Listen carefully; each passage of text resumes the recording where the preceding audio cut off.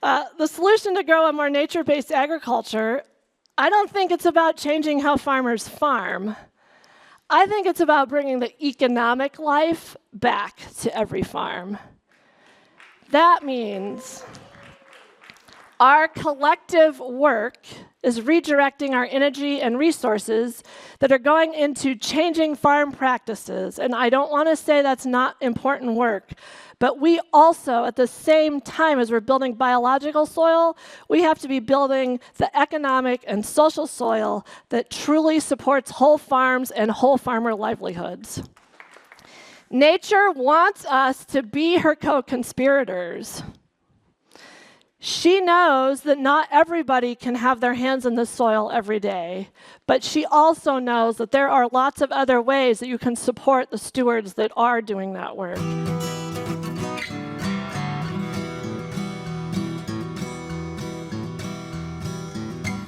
Welcome to the Real Organic Podcast. I'm Lindley Dixon, co-director of the Real Organic Project. We're a grassroots, farmer-led movement with an add-on organic food label to distinguish organic crops that are grown in healthy soils and organic livestock that is raised on well-managed pasture, all without synthetic fertilizers and toxic chemicals. You just heard from Anna Jones-Crabtree, who along with her husband Doug Crabtree, operates Real Organic Project certified Vilicus Farms in northern Montana. Just south of the Canadian border, they grow grains and legumes alongside hedgerows and many wide strips of pollinator plantings, all within their farm. Unlike the majority of grain farms in our country, Vilicus is focused on increasing biodiversity and creating wildlife habitat to help keep their crops healthy rather than resorting to chemicals. As you'll hear Anna speak about, this approach of farming with nature isn't nurtured by our current food system. And plain and simple, the economics, not the practices, are what need fixing. Here's Anna speaking at our Churchtown Dairy event this past September.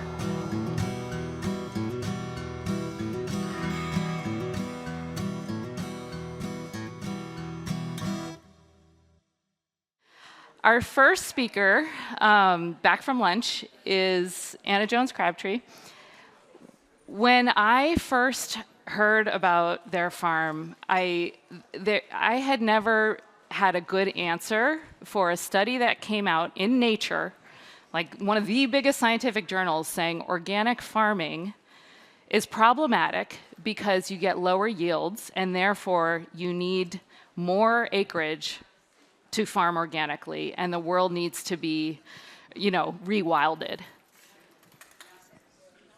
It's nonsense, because not only do you farm, when you farm with chemicals, you're not just farming in your little box and somehow hypothetically preserving nature somewhere else, right? That just doesn't happen. I wish that did. I wish that all of those farms actually preserved equal acreage into wildlife, but they don't do that. So it's just a saying. And then also all of the chemicals run off, right? Anna Jones-Crabtree's farm, Vilicus Farm, is the model that just demonstrates exactly why that thinking is so wrong. So I'll let her tell it better than I do. A lot of people made it possible for me to be here today. And I've traveled here to be with you from a place that I have grown to love called the Northern Great Plains. The Northern Great Plains is one of the last great temperate grassland regions left on the planet. Our farm is there on at the red star there on Canada, and you think you're way, way north, and then you realize there's an entire other nation north of you. But our temperate grasslands are one of the Earth's least protected and most affected altered biomes.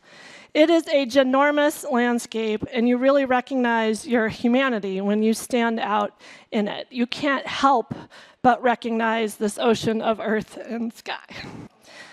My home, and I swore I was not going to cry, is a critical breeding area for 4 of the fastest declining songbirds in North America. Just to the east of us is the longest pronghorn antelope migration in the U.S. North of us in Canada is a designated dark sky location, and we are on the western edge of the prairie pothole duck migration. There are less than 5 people per square mile in our neighborhood, so maybe that's why I'm a little nervous, because I don't really hang out with a lot of people. That doesn't mean that we are alone. There are swift foxes, long-billed curlews. If you haven't seen one of them, they're like right out of Dr. Seuss. Swainson hawks, milkweed, badgers, chokecherry, Maximilian sunflowers, and the many, many, many native pollinators that we have, and those are beings we count as friends and neighbors. We have really big tractors, and we have smaller ones. And our immediate farm family includes 22 Highlander cows, 3 Jack Russell Terriers, and a team of 9 other humans besides Doug and I. When I met Doug, he didn't have a farm to return to. And dang it, he gave me this thing that I cannot get rid of, which is I now am a farmer. His family had lost their farm in the crisis of the 80s, and we spent the next 20 years looking for the right opportunity. We, really crazy that we are, not only do we farm in a place we didn't grow up, but we became beginning farmers at the age of 40 in 2009. We bought 1,280 acres off the open market at a place that was 4.5-hour drive from our 2 jobs. We had 5 degrees, no debt other than the mortgage in our house, and we were undaunted. Thank goodness. We could have bought another house for the same $600,000 that we financed our farmland for on a coast that probably would have washed away by now, and there would have been 0 questions asked. But because we were buying a farm, unbelievable. Thank the universe that there is a pretty awesome group of organic farmers in Montana. And back in 2009, one of those organic farmers up on the High Line happened to be an organic farmer, and he was our USDA loan officer. Had we not had USDA programs for land, equipment, and a working line of credit, we probably wouldn't be here today. So we set off with big ideas, said, yeah, there's risk, there's challenges, we can make this happen. Doug took Latin in high school, and he had picked out the name of his farm long ago, and Vilicus actually means stewards of the land. So our name reflected our intention. Our job henceforth was to do all we could to belong to this community of earth and use it with love. Fast forward, 16 years later, we have the privilege and responsibility for co-creating life systems across 12,200 acres. We had 0 idea that land was going to not be our most biggest challenge, and that we would have the gift of managing so much. We own 328 of those acres today. We also farm in a place that has 11 to 12 inches of precipitation a year. Our farming system is super complex. We have long-term crop rotations. We grow between 15 and 20 things every year. And we're really embedded in a larger agricultural landscape where the rotation, as Doug likes to refer to it, as wheat and not wheat. We seed several thousand acres of green manures annually, and many of those are multi-species mixes that we terminate with grazing. And we have a long-standing relationship with another organic farmer 60 miles south of us. They bring their cows up and graze our cover crops, and then our herd of Highlanders goes back south to spend the winter with them. Our farm looks really different from above. Over 25% of our acreage is in non-crop conservation, so field borders, conservation areas, native rangeland.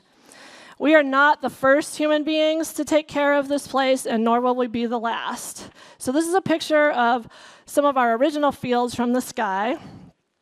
A little up closer, everyone's got to have the drone shot of our crop strips are all 240 feet wide, size to our equipment, and then we have these conservation buffers in there. Up close on the ground, this is what it looks like in a good year. We have been seeding all of those buffer strips to native pollinator habitat. What has been so fascinating is that some of the seed mixes, and we have a long-standing relationship and partnership with Xerces Society. Check them out. They'll tell you, as their staff would say, they protect things without backbones. Some of the species that are now starting to appear in our conservation strips were not in our seed mix, and they are native species. pretty powerful. Less than 1.5% of the Northern Great Plains ecoregion is actually managed primarily for biodiversity. So this is just the first step. We did these pollinator strips because we said this will help us with wind erosion, because we have high winds, lighter soils. But we're taking our strips to the next level. And we actually have a multi-year project with Xerces Society, and where last year we actually seeded a half-mile of hedgerow. So when water management is everything that you need to pay attention to on a farm like ours, you look for where can you align with the forces of nature. So the one picture there, you can see the snow catch that is still hanging out after everything's melted, because that little bit of grass caught more water. We can see that in the yield monitors on our combine. So we said, well, let's go big or go home and start planting shrubs. Actually, in some of the acreage that we just transitioned, there were historic hedgerows, and it was unbelievable during our drought years, which I'll talk about in a bit, to see that is where we actually had some crop production. So a lot of work goes into planting trees, but I have 300 miles of these hedgerows if anybody wants to do a little bit of plains agroforestry with us. I could spend the rest of this talk sharing the details of our many adventures of farming with nature, but instead, I really want to let you all in on a secret problem. I'm an engineer and I love to solve problems, so I'm hoping you can all help me with this. It's a problem that Doug and I confronted every year we farmed, and it's a problem that has had significant ripple effects to us and the dung beetles that returned to our farm 3 years ago when we brought grazing animals back to the land. When you start learning about bugs, you can't help yourself. Did you know that dung beetles can actually fly 30 miles to go find a pile of poop? This problem is totally distressing and insidious, and many farmers talk to each other about it when we're in a farmer-only group. But we don't really share it in public because we all want to have bright, fun, shiny pictures. This problem also, I believe, is a root cause of farmer mental health and a core reason for why we don't actually have more farmers. So here's the secret. It's really about the economics of farming with nature. Doing ecology right undeniably works better than the alternative, but it still doesn't create sustainable livelihoods for the people doing the work, especially now that we're all living on a planet with an unstable climate. This is our first black beluga lentil harvest, and I think we did a lot of that by hand. My grandfather grew up as the oldest of 11 children in Hand County, South Dakota, and then he said that's because they did everything by hand. And then he became an engineer, which I followed in his footsteps. So our farm hope was that we could be in a more sane system, way lower inputs, higher crop prices, don't depend on technology, depend on our brains, and there'd be a higher return to us. That is much more than what it didn't manifest the way that we had envisioned. Imagine that, right? Good thing we were only 40, not 50 maybe. The solution to grow a more nature-based agriculture, I don't think it's about changing how farmers farm. I think it's about bringing the economic life back to every farm. That means our collective work is redirecting our energy and resources that are going into changing farm practices. And I don't want to say that's not important work, but we also, at the same time as we're building biological soil, we have to be building the economic and social soil that truly supports whole farms and whole farmer livelihoods. Nature wants us to be her co-conspirators. She knows that not everybody can have their hands in the soil every day, but she also knows that there are lots of other ways that you can support the stewards that are doing that work. And farms do so much for us as a society. We've talked about this today: clean air, clean water, biodiversity. But you know, farms have to survive through a lot of other forces. And what has happened is that we're forcing the activities of our cultural harvest, our community harvest, into a system of agribusiness. This is not about a checklist. We ask for a lot from our farmers, and there really aren't many of us. So I'm going to do the engineering thing and bore you with a few graphs from USDA. This first one talks about how many people are employed in ag and food-related industries.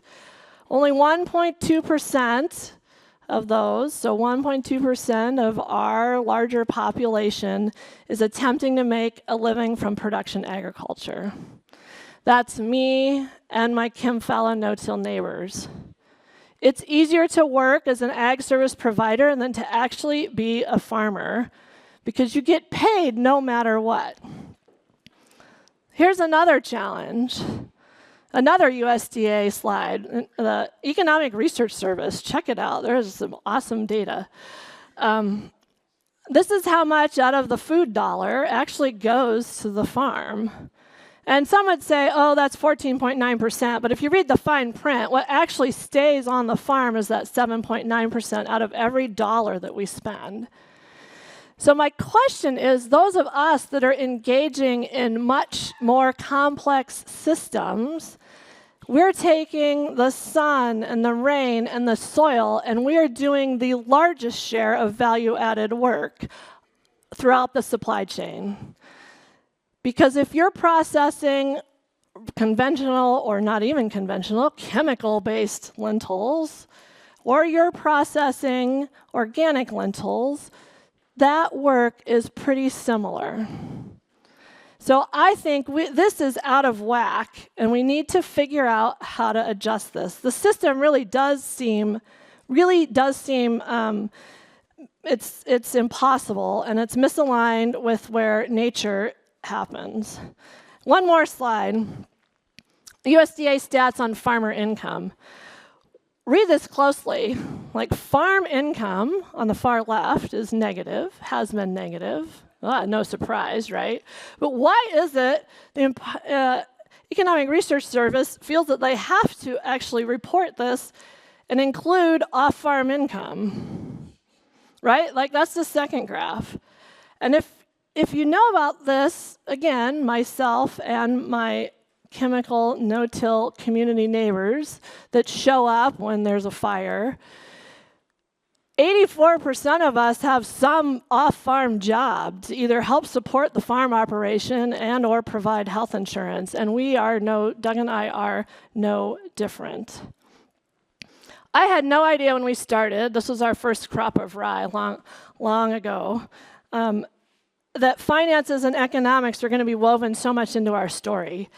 I went to school to be an engineer, not a business major, and over 16 seasons, this finance question has been the biggest source of stress for us. It's embedded in the tension between what we see as possible, the urgency to co-create life-giving systems, and then have to make choices, such as growing more wheat and not doing another diversity crop, so that we can stay in business. And for the longest time, I thought this was us. I thought, man, we're not working hard enough. I'm the daughter of both sets of grandparents lived through the Depression. You save everything. You just got to work harder, right? Well, I also thought maybe we're not doing things right. We haven't figured it out. And then finally, I realized we're really stuck inside a system that is impossible.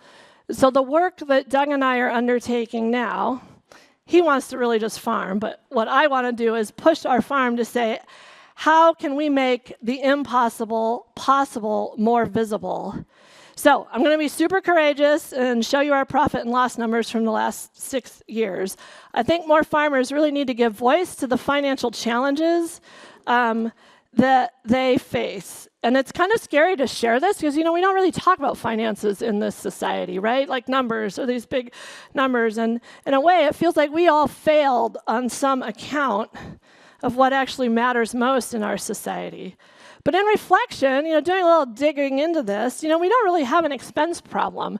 Tell me what other farm can run on about $110 an acre expenses. We're not buying $200 or $300 fungicide per acre fungicide costs. We're doing it all on farm.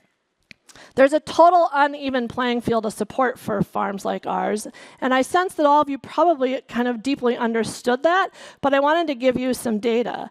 We also thought, maybe it's because we started from nothing, right? So we had to start in the hole to begin with, and then the last 3 years, utter devastation, 3 years of drought.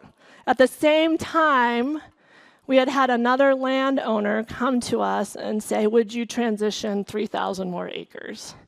Let me tell you, trying to do soil drug rehab when it's a drought and you don't have any water, that is just that's not for the faint of heart. So in June 2021, just a little backstory, we hosted a farm tour. Bob was there. We had the best looking crops ever in June. We were so proud of our team. Everything was in timely. When you get ready for a farm tour, you really clean everything up because you're going to show it. So that was June. A few weeks later in July, it was 50-mile-an-hour winds, 90 degrees, and if you're a little lentil that's trying to bud out, you're like, screw this, I can't do it. Because the system that surrounds farmers is so extractive, we often end up extracting from ourselves and the land from which we're caregivers for during this moment in time. So how do we close this gap between income and expenses? Well, we went into the belly of the beast to look deeper. Doug's like, maybe I'm not using crop insurance right. We've been on this whole farm revenue kick. Let's see if we can tweak that better. Oh, no go. After hours and hours and hours trying to talk to the adjusters about our 20 different crops. Some of them don't even know what the crops are. Our strips, what a pain in the butt, right? And then we also got told, guess what?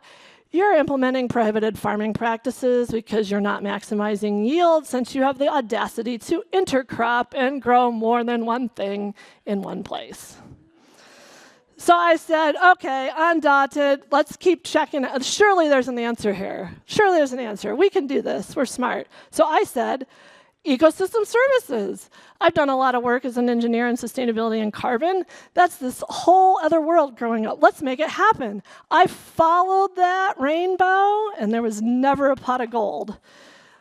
I got told, wow, you guys are doing all the right stuff, but you're way too complex to model. I'm sorry.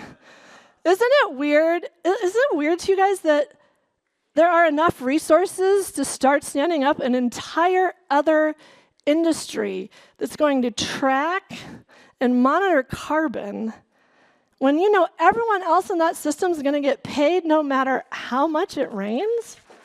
What is that? Okay, so thank you, Scott. You stole my Buckminster Fuller quote from yesterday.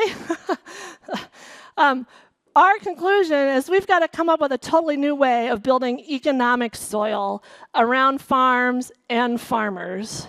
Let's reimagine our economic relationships. So, much like we focused on the 5 soil health principles, how about we collectively come up with 5 economic principles that support farms like ours? So, I'm going to give a shot at these, and these are just what I have started to develop, and I'd love feedback. So, principle number 1, fund the work directly. Let's decenter crops, recenter whole farms and farmers. Kearns is not going to save us. I'll talk to you about that later if you really want to know. Compensating our farmers as the biosphere stewards they are will. We have to decouple the payment for the service work from the payment for the crop.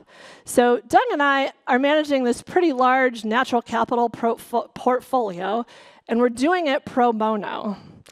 So if you think about our land base of 12,200 acres, and we're not nearly as land expensive as you guys are here in the Midwest. So let's just say that's $1,000 an acre. There's $12,200,000 in assets that we're charged with taking care of. We've had some studies look at the carbon that is sequestered under our cropland, only our cropland, not the pollinator buffers.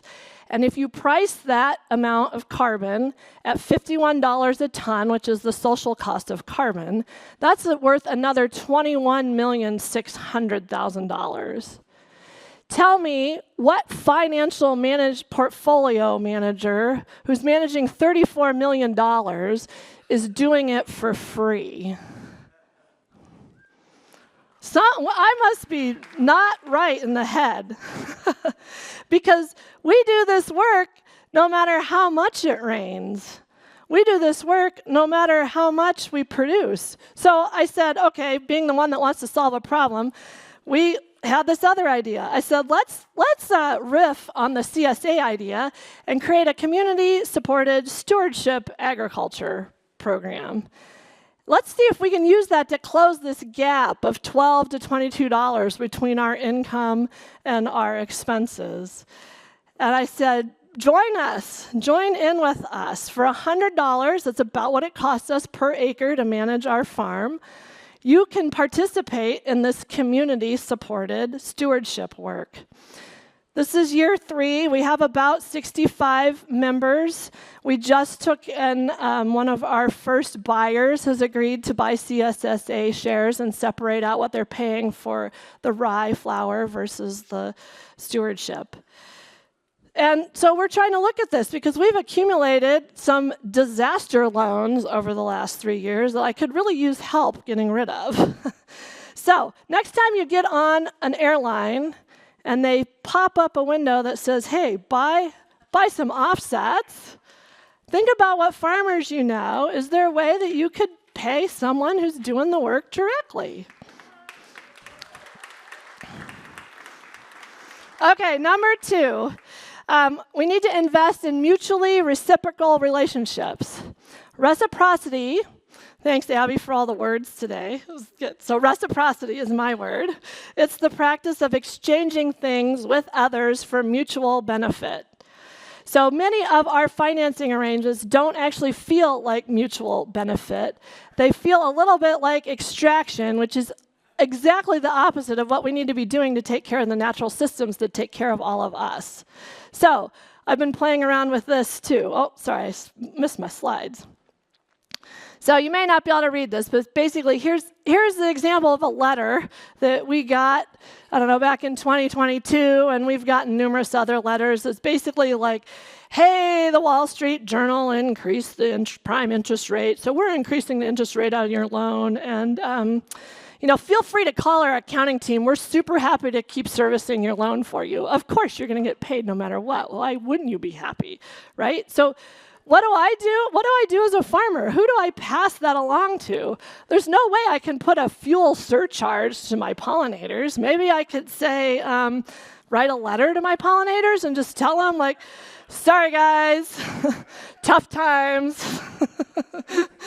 We're going to have to seed more wheat and probably not do any more habitat. And then, oh, by the way, you can call the accounting department. That would be me. And my good friend Megan, who lives in Missouri, who's been helping us remotely. So we've been trying to noodle on this question, and we actually have a nonprofit now, as if we don't have enough to do. But we're trying to use the for-profit farm as a learning lab and explore how to embed reciprocities into supply relationships. We're also working with Healing Soils Foundation to understand the capital stack of first-generation at-scale farmers. Because I think if we can unpack that and understand the crazy-making that happens, that we're going to be able to find some new ways forward that invite many more people into agriculture. So why are investors guaranteed income no matter what the production? This is my third principle. Let's build equity for everyone by sharing risk. So we lease close to 5,000 acres from this company, Iroquois Valley. We dated the founder for 7 years to try to get him to work with us. And finally, we've been really engaged in what they do. And they only work with organic farmers or farmers that are taking on more land and transitioning. They have helped us keep land organic by buying out landowners who wanted an exit after we transitioned a bunch of land. They have worked with us on adjusting our lease agreements, both in the amount and timing, when in 22 and 23 we said, look, I don't know how we're going to make the lease payment, and I think we can adjust the timing on some of this? And we did some heartfelt conversations about understanding what each of us need. We developed an arrangement that shared risk and was better alignment with what the land can actually provide. Iroquois Valley has about 70 farmers in their portfolio, and they're on a mission to transform agriculture through organic stewardship. And they're acutely aware of who the caretakers are of the land assets that they hold. And I say we because I am lucky enough to sit on the board of this company. We're innovating ways to share risk more equitably with farmers. We want our farmers who are in our portfolio who are taking care of the land to actually help build equity. Because first-generation farmers, you're not going to have equity right away unless you have land. That is the traditional way, and we have to come up with some new options. Number 4, let's diversify everything in your portfolio. If you have the privilege of having resources, find a way to invest with a farmer. The amount of private investment that is needed is so great. You can read the UN report, and we need vastly more investment of private capital into nature-based solutions if we're going to turn the ship. Our farm bill, only 7% of our $428 billion farm bill actually goes to conservation. So through relationships that we've had with really creative terms with individuals, we've been able to help an employee finance a tiny house that they built equity on. We finance composting equipment with the opportunity to pay back more if we actually have income from ecosystem services thanks to the compost. And that lender also said, hey, if you have a bad drought, just pay the interest. Similar thing with the fuel tanks, which helped us adjust from buying fuel at regular cost to buying tanker trucks of fuel that then significantly reduced our fuel bill. Fossil fuel is one of our biggest off-farm inputs, and I would love a way to get out of it, but I'm not going to be buying a bunch of $60,000 Ford Lightnings for my crew to drive around. So the last and final one, I know I'm going a little long here, is we have to fund for the long run, and we have to cash flow with the rhythm of nature. Farms do not run on quarterly profit reporting cycles, and farms like ours have to have an operating line of credit. We spend all money all season. This is the worst crunch time ever because money is just like going out the door. Payroll, fuel, seed, no income. And it's really worse when buyers, and I know there are some out here, and I want to be thoughtful because you are also stuck in a system. But when you don't take my crop for a year, I am serving as your bank, and that's not all right.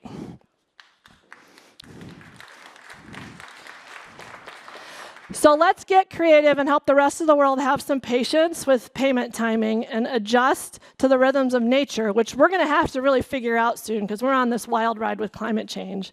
So there's so much creative capacity in this room. Let's not stay stuck. Every one of you can be a beacon of inspiration, making what's seemingly impossible possible. We don't have much time to figure this out. Every farm needs a nest of support around them. We created the economic system we have. That was a human-created thing, and we can, as humans, figure out how to create something different. Don't assume you know what a farmer needs. Go ask them. Build a relationship, because relationships, that's what matters. It takes people, critters, patience, a huge amount of food to do what we do, and an awful lot of capital, both natural and financial. And our biggest job isn't to shift farming systems to be more nature-based. That will happen as a result of us building enough soil, economic soil, around farms to thrive. An economy based on relationships, interdependence, and collaboration is the best and most transformative way forward. Nature works in the service of creating life. Think about all the places that you could create life that may not actually be you digging in the soil. So nature works this way, and so should we. Thank you.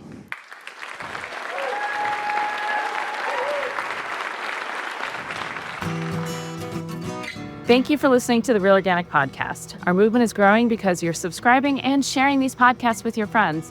So keep it up and leave us a rating and a review as well so that others can find us. You can find a video version of this interview on our newly designed website, realorganicproject.org, or on our YouTube channel. And you can join us every Thursday for a new episode featuring voices from the organic movement. See you next time.